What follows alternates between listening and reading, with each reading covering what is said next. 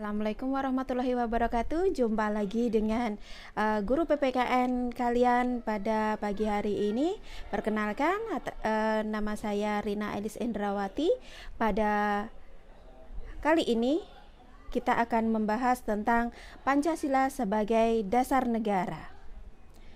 Untuk pendahuluannya, ya, sebelum kita belajar, lahirnya Pancasila bermula dari rapat-rapat, ya, rapat-rapat yang dilakukan oleh panitia 9, atau biasanya kita sering dengar atau yang sering kita baca, yakni pada rapat BPU PKI, atau kalau dalam bahasa Jepangnya Dokuritsu Jumbi Chosakai, yang dibentuk pada 29 April 1945.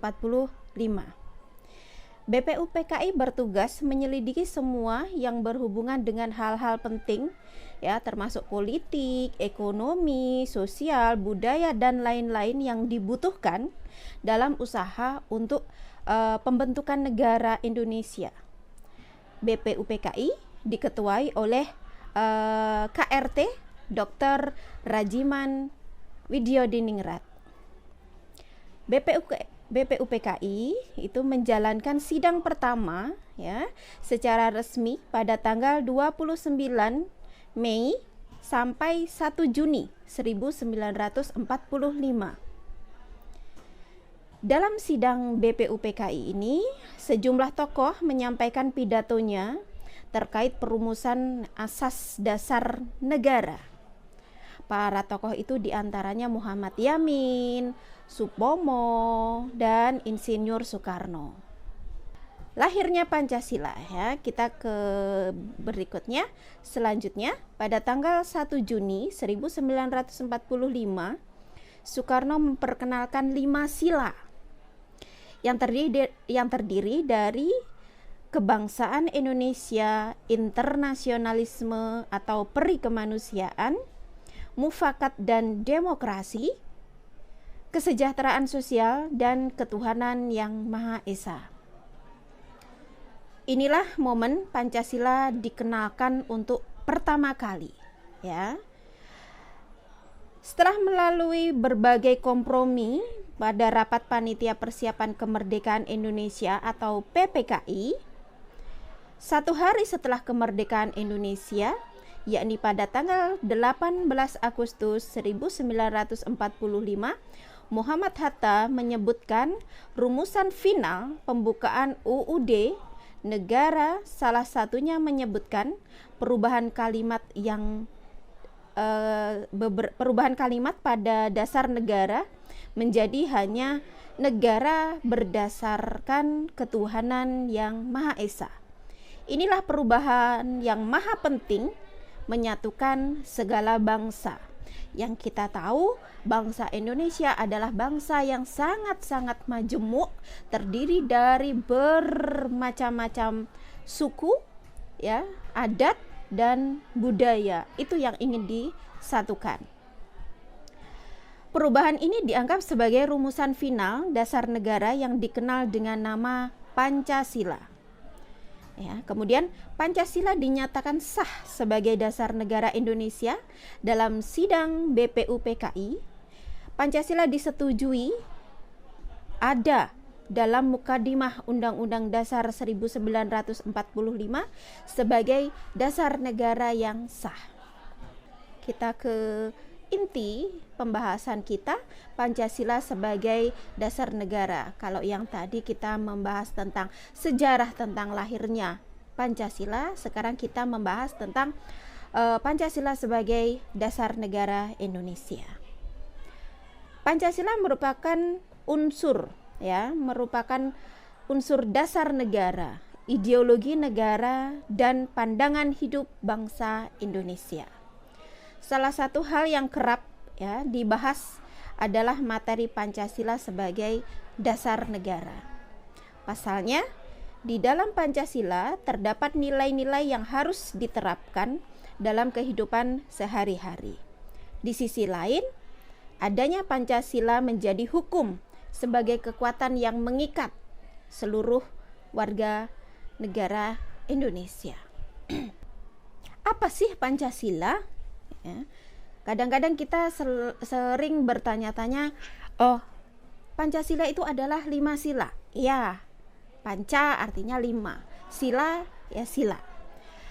Di dalam Kamus Besar Bahasa Indonesia KBBI, Pancasila diartikan sebagai dasar negara serta falsafah bangsa dan negara Republik Indonesia. Pancasila terdiri atas 5 sila. Sedangkan dikutip dari buku pendidikan Pancasila Dr. Haji Ishak SH M. Hum 2021, Pancasila adalah nama dasar negara Republik Indonesia yang perumusannya tertera di dalam pembukaan UUD 1945 pada alinea yang keempat. Dipilihnya Pancasila sebagai dasar negara berarti bahwa nilai-nilai yang terkandung di dalamnya dijadikan dasar atau pedoman dalam mengatur tata kehidupan bernegara. Hal ini seperti yang diatur dalam UUD 1945 dan peraturan perundang-undangan RI lainnya. Pasal-pasal Undang-Undang Dasar 1945 menggariskan ketentuan-ketentuan yang menunjukkan fungsi Pancasila dalam proses penyelenggaraan kehidupan bernegara. Nah, sekarang makna Pancasila sebagai dasar negara. Secara esensial setiap sila dalam Pancasila itu mencerminkan perspektif dan keutuhan integritas kodrat manusia. Kodrat manusia pada dasarnya bisa dikerucutkan ke dalam 5 unsur yang satu sama lain saling terkait dan saling menyempurnakan.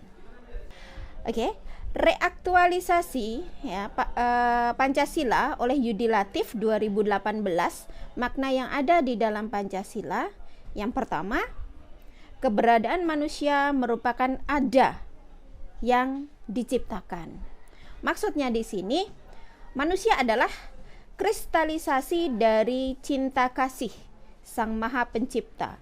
Sebagai makhluk ciptaan, manusia bersifat terbatas, relatif, dan tergantung, sehingga memerlukan keterbukaan pada sesuatu yang transenden untuk menemukan sandaran religi pada yang mutlak. Kedua, keberadaan manusia merupakan ada dan bersama. Manusia tidak bisa berdiri sendiri, terkucil dari keberadaan yang lain.